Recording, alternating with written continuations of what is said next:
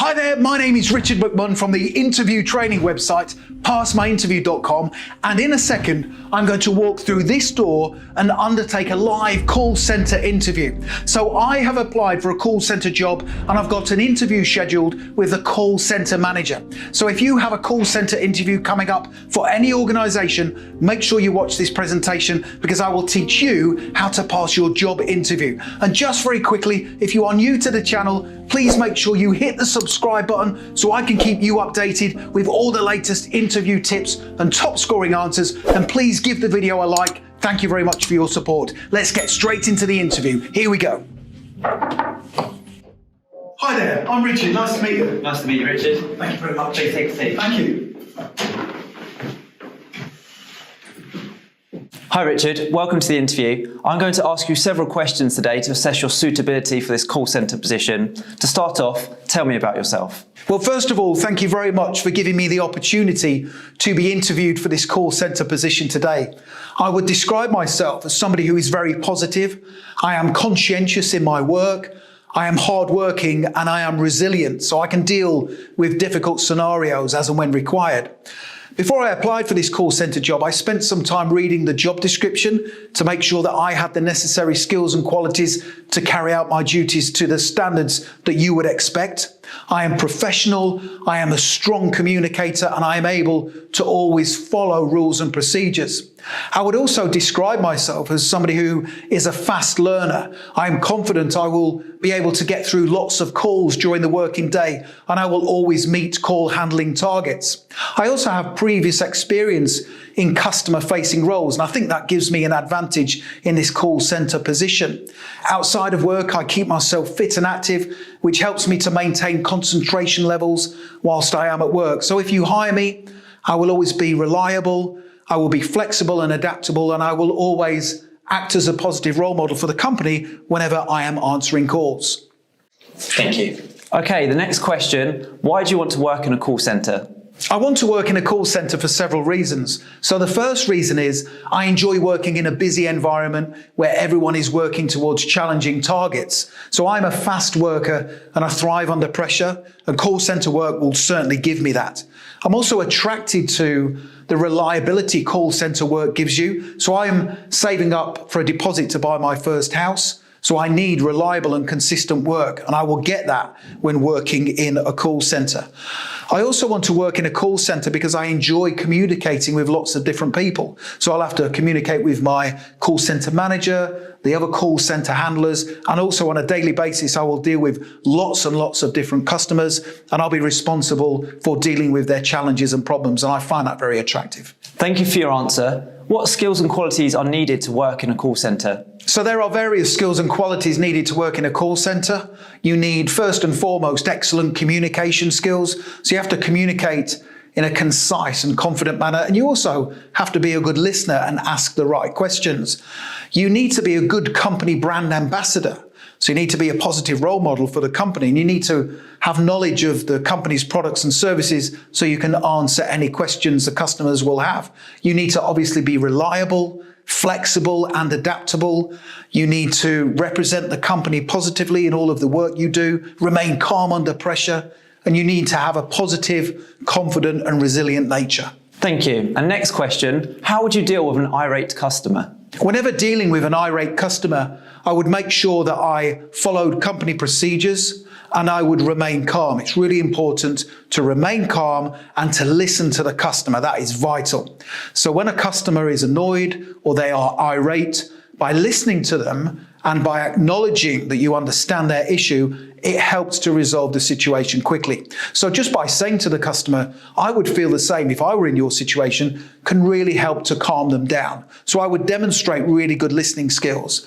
I would let the customer vent their frustrations, and at the appropriate time, I would ask them questions and I would reassure them and then put a plan of action in place, a suggestion of what I would do to resolve the complaint or the issue for them.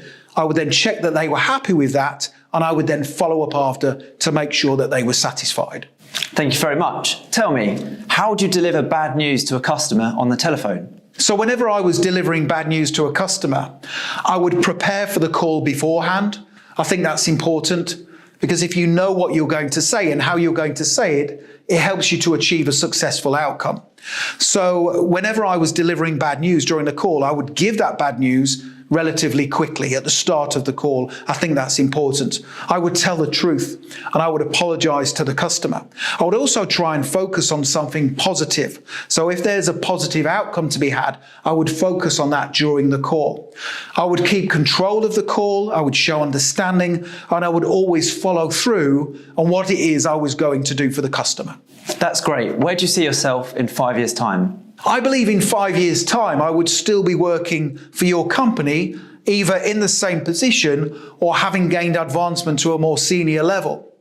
So in 5 years' time, I would hope to be seen as a fully competent and reliable member of the call handling team. I would have hoped to have undertaken numerous training development courses within the organization to help enhance my skills as a call handler. And I would also like to be seen as someone who could help train up newer call handlers as and when they join the company. Okay, thank you. Tell me about a time when you delivered excellent customer service. In a previous role, I was helping a customer choose a product. Now, the customer had expressed an interest in a really expensive product. However, when I started asking them questions about their needs and requirements, I felt they didn't need the expensive product. So I felt it would be unfair to sell them a really expensive product when they didn't need it. Now, of course, the easy thing for me to do would be to say, yep, no problem, this product is perfect for your needs. But I wanted to be transparent and I wanted to deliver good customer service. So I explained to the customer that we had alternative products available that were half the price. Now, the customer was really thankful for me giving them these alternative options. I explained the benefits of the cheaper products and they were very satisfied with the service they received. In fact, they went online and left a glowing 5-star review about the service they had received from me. Okay, Richard, tell me, what's your biggest weakness? I would say my biggest weakness is the fact I find it really hard saying no to people. I'm that type of person who says yes to everything and then becomes a little bit overwhelmed when I have too many responsibilities. So I am trying to be more mindful in situations like that and to assess my workload before I say yes to things. I am the type of person who will always continually develop and improve in the role. So if you see something about my performance you want me to improve on, I will take on board your advice and expertise, go away and implement the necessary actions to improve. Thank you. Next question. Tell me about a time when you went above and beyond what was expected at work. In a previous role, the company website went down late on a Friday afternoon. Now, this was disastrous for the company because we had an online sale plan for that weekend and we'd put in a lot of effort into this online sale and we really wanted it to be successful.